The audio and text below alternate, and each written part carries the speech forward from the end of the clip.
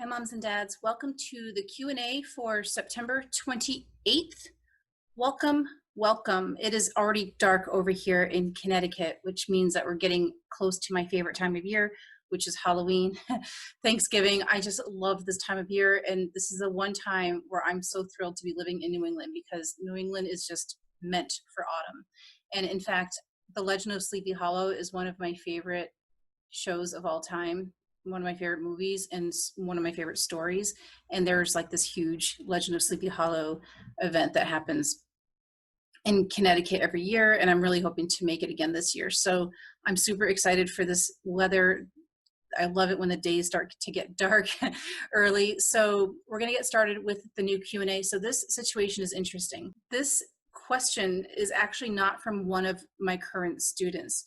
This is from a student of mine who's taking this course who has a friend that's going through a custody problem. The friend didn't know about my course at the time.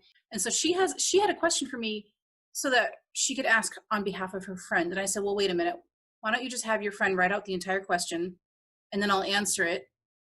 And then I will make the answer available to the public. So it's not just restricted to the classroom environment. It's going to be available to everybody. I want you to get on the waiting list for the next time I launch the best interest of the parent. I read over your question. I have not spoken to you. I don't know anything about you, but I do know about your question. I know about the dilemma that you're in. So based on what I've seen, you are a great candidate for the best interest of the parent. So without further ado, we're going to get into your question. You are essentially a guest student tonight.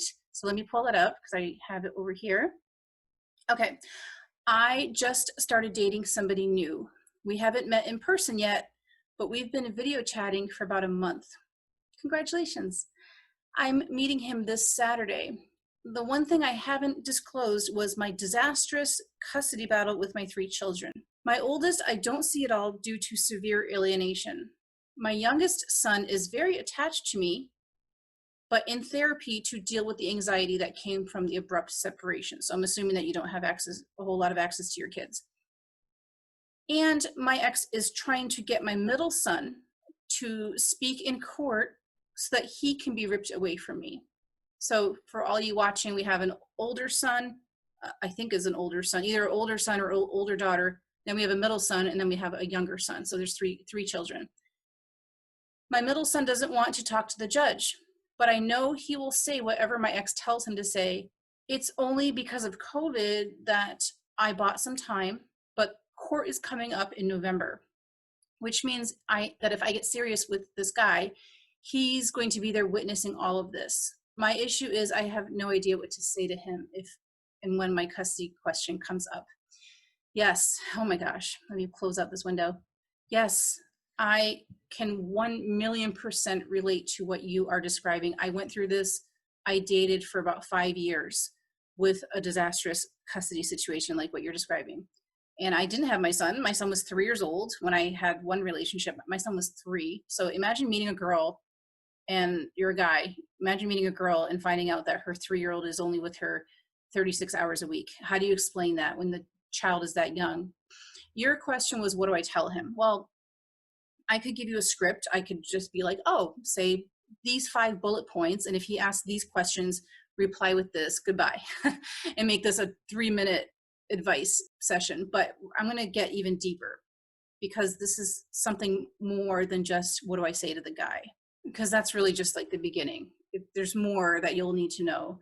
And I really feel like I'm uniquely qualified to answer this question because I went through this for 5 years before I got married. Because of what's happening with your 3 kids, it's going to be tempting to rely on your new partner for your emotional support. Like, why wouldn't you do that? Isn't that kind of what relationships are for in part? And one issue with that is that the partner probably won't know how to help you unless he has been through the family court himself. I've actually joked quite a bit that one of the best things a parent like us can do is date somebody who's also going through the system.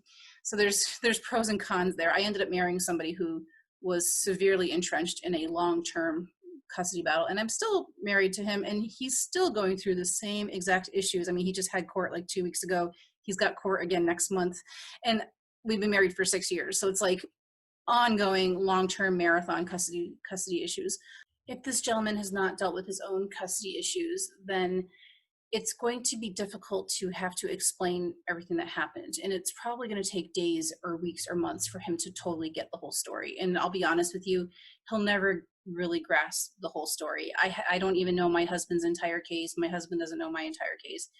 And none of the gentlemen I dated prior to getting married knew, really truly understood what I was going through. And it was exhausting and draining for me to continually have to explain over and over again what was happening. And I felt like I had to do that because there was a level of shame involved. There was a level of embarrassment. And there also was an energy that I carried into these relationships where I felt like I had to over explain so that they wouldn't judge me. So if I made it very clear that I wasn't addicted to drugs, I wasn't a homeless alcoholic, I wasn't a child abuser, I didn't have a massive criminal record, I felt like I had to really explain over and over again how bad the system was so that they wouldn't think that I somehow caused any of this to happen. And a lot of men, unfortunately, believe that women can't lose their kids unless they're addicted to crack or beating their children. So for your own well-being, I would try to avoid feeling like you have to over explain everything and explain every detail so that you don't get judged. And so you need to carry this energy that you are worthy, you are good enough for an amazing relationship, and you don't have to prove your worth, nor do you have to disprove anything, any sort of false beliefs that the system may have generated. So it's really not your job to have to explain why the system is wrong and that you're right. Like you don't, it really shouldn't be your job to have to deal with that. So what I would recommend, if you feel like you have to explain or you want him to understand what's happening, I would just send him to my podcast. So I'll make sure you get the link for my podcast. And for all of you other moms and dads watching, I'll put my podcast in the comments in the description here so that you can have access to that if you want it. Another really amazing place to send him to is fixedfamilycourts.com. Now, I have found that when people are serious about a relationship, when they're considering getting serious with somebody, they'll do the research on their own. They'll go and be like, oh, what's going on with this situation? Let me go learn more. So it's no different than if you dated someone who says, I have such and such illness. I have such and such disorder. I have this medical condition. You're going to probably go and Google that. You're going to want to know what kind of condition that is. Will it impact their ability to do things with you? Will it impact their ability to sleep or eat or drive? You're going to want to know as much as possible. I remember dating somebody with hemophilia, and he said, I have hemophilia. And that's really all he said. It was like 2 sentences. And later I went and Googled hemophilia because I was like, well, what does that really mean? If I'm considering a relationship with somebody, what am I in for? So trust that if he's serious, he'll do the research on his own. So I would send him to fixedfamilycourts.com because they're going to give a ton of really good information about the issues in the system. And you could send him to my podcast or send him to my YouTube channel. And then he'll get a good and neutral idea of how the system runs. Now, when I say neutral, I don't mean someone who's saying the court systems are great and sometimes they're not. Like, I'm not talking about that kind of neutral. What I'm saying is someone who could really illustrate the problems in the family court without talking about your case in particular. And that is a neutral perspective because I'm not going to be talking about your case. I'm not going to be saying Jane Smith versus John Smith. These are all the problems. I'm talking about the actual court system. And that's kind of more an objective viewpoint of the court system. And although I come off as like this raging parent who hates family court, I do illustrate very pointed issues that are a major problem for our whole society. So I talk about the system as a whole. I don't really ever talk about my own case, almost never. So do that, and he will research. If he's serious about you and he wants to get to know you, he'll do the research on his own and he'll understand what's happening a little bit better. And then he can come back and ask you more questions about your specific situation. If you're anything like me, you are more concerned, like, is he going to think I'm on crack? Is he going to think I abuse my kids? Because our court orders are Googleable, right, guys? Right? Your stuff can be Googled. And back in 2012, when I was dating and stuff, you could have Googled me, you could have typed in my first and last name, and the first thing that came up was all these nasty things that the custody evaluator said about me. And so the final piece of advice I'm going to give you is your primary resource for healing should be your own self-love, because I'm going to just assume that you're not healed from this. Like, how could you possibly be healed from this when you're in it? You're literally on your way back to court in like 6 weeks. So you're stuck in this really horrible situation that's damaging to you and hurtful to you. It's hurtful to your soul, and you're considering a new relationship. And by the way, I am not against people dating when you're in this situation. Some of you watching might be like, oh my God, she shouldn't be dating. No, sorry. People like us need to be dating. If you want to date and you want to have a life and you want to love somebody again and be loved and receive love, you should be able to do that. Just because you're being abused by the government does not make you undateable. And I get really defensive when I hear people say, well, you really shouldn't be dating. Well, wait a minute. Why shouldn't a parent going through custody struggles be dating? Would you tell that to someone who is battling cancer? Would you tell that to someone who is taking care of a sick relative? Would you tell that to someone who just lost their house in a hurricane? Natural disasters, abuse from the government, these are things that are happening in our culture, and that does not make us undateable. Now, back to my original point about this self-love thing. I believe that your primary source of love should come from within, from you, from your spiritual source. If you're Christian, rely on Jesus.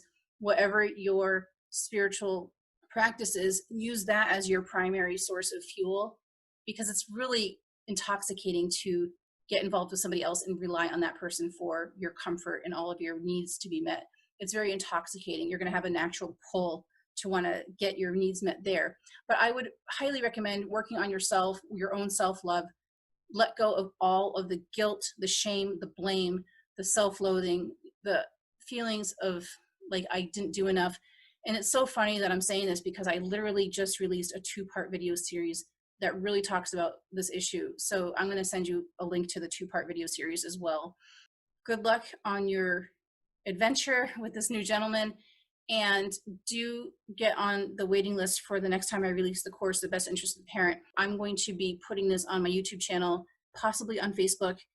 And I just really appreciate you coming forward and having the courage to ask this question. And your friend who got you hooked up in this situation, that's wonderful. There's just one final piece that I'm going to be putting out. I do have a workshop about parental alienation, but within that workshop, there's a whole section on there on how you can clean up your Google reputation.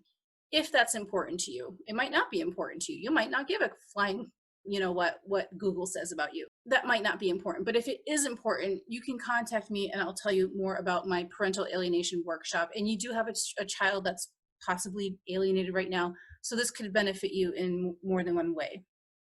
All right. Well, thank you so much for asking your question. All you other moms and dads, feel free to send in your questions. We're going to be doing another Q&A next Monday. All right, take care. Have a good night.